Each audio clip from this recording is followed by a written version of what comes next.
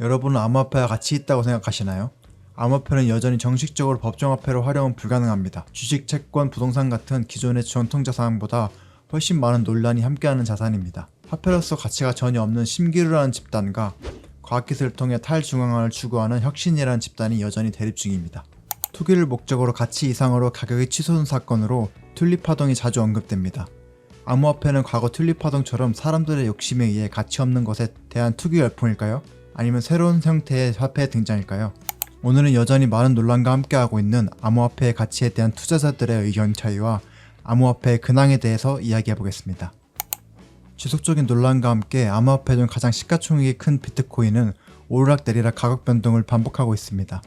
2017년, 2018년에 일반 대중들에게 암호화폐라는 것이 큰 주목을 받으면서 투자하는 사람들이 생겨나기 시작했습니다. 그리고 2021년, 2022년에 큰 폭등을 합니다. 그러다가 2024년에는 처음으로 1억을 돌파하면서 다시 화제가 되었습니다. 그렇다면 암호화폐의 규모는 어느 정도인 걸까요? 암호화폐 시가총액 1위인 비트코인은 약 1600조입니다.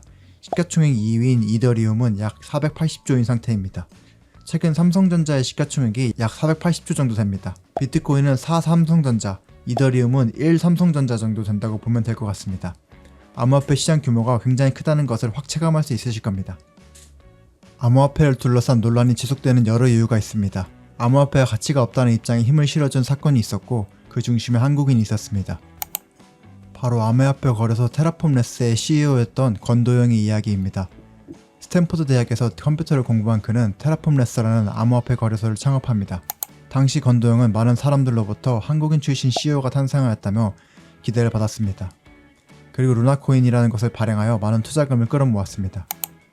그렇지만 2022년 100달러까지 상승했던 루나코인은 짧은 시간 만에 1달러로 이하로 폭락하였습니다.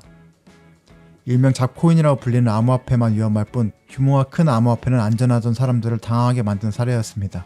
규모도 굉장히 큰 편에 속하는 암호화폐였지만 며칠 만에 휴지 조각이 되어버립니다. 이 시기에 조금은 잠잠하던 암호화폐에 대한 부정적인 여론이 다시 한번 생겨납니다.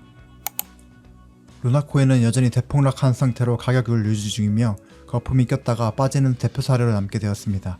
결국 혁신기업의 CEO로 불리던 권도영은 폭락 직후부터 지금까지 도피와 수사를 반복하고 있습니다. 몇 년간 암호화폐를 활용한 금융사기가 끊이지 않고 있습니다. 새로운 코인을 발행하여 엄청나게 오를 것이라고 대대적인 홍보를 하고 투자자들을 모집합니다. 그리고 이렇게 모은 투자금을 챙겨서 잠적해버립니다. 정말 전형적인 방식이지만 유사 범죄가 끊이지 않고 있습니다. 암호화폐의 가치에 대한 의견 대립은 여전히 지속 중입니다.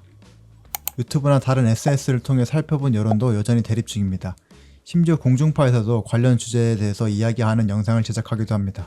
해외에서도 마찬가지로 과연 암호화폐의 가치가 있는가를 주제로 많은 영상이 제작되고 있습니다. 암호화폐에 찬성하시는 분들은 기존의 국가가 찍어내는 화폐가 아닌 중앙화되지 않은 새로운 형태의 혁신이라고 이야기합니다. 과거 화폐로 활용되었던 금이나 은처럼 디지털화된 제2의 금이 될 거라는 이야기를 하곤 합니다.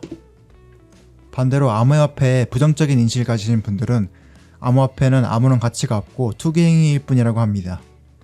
전혀 혁신이 아니며 그저 돈을 누군가는 벌고 돈을 누군가는 잃는 도박판이라고 이야기합니다. 여러분의 생각은 어떠신가요? 혁신이라고 생각하시나요? 아니면 신기루라고 생각하시나요? 많은 논란에도 불구하고 암호화폐는 미국 대선에서조차 언급되고 있습니다. 미국 대통령 후보들이 암호화폐에 대해 어떻게 이야기하는가를 유심히 지켜보는 사람들이 굉장히 많습니다. 미국 대통령 후보가 암호화폐에 대해 어떤 입장을 밝혔는지가 빠르게 기사화되고 있습니다. 그만큼 많은 사람들이 크게 다가오는 이슈가 되어가고 있습니다. 암호화폐는 여전히 법정화폐는 아니지만 점점 힘을 키워가고 있는 것 같습니다. 대표적으로 미국 증권거래위원회는 2024년 1월 비트코인 ETF의 상장을 승인하였습니다. 이제는 비트코인을 ETF로 투자할 수 있게 되었습니다. 비트코인 ETF가 승인된 것이 가격 상승을 가속화할지 아닐지는 명확하지 않지만 점점 암호화폐의 영향력이 증가하는 것이 아닌가 싶습니다. 2024년 1월 미국을 시작으로 금융허브로 불리는 국가들의 ETF들이 연이어 승인되고 있습니다.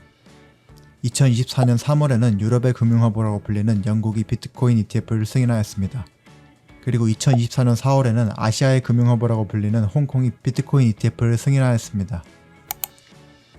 암호화폐를 둘러싼 여러 논란과 함께 암호화폐의 가격은 큰 폭으로 상승 하락을 반복하고 있습니다.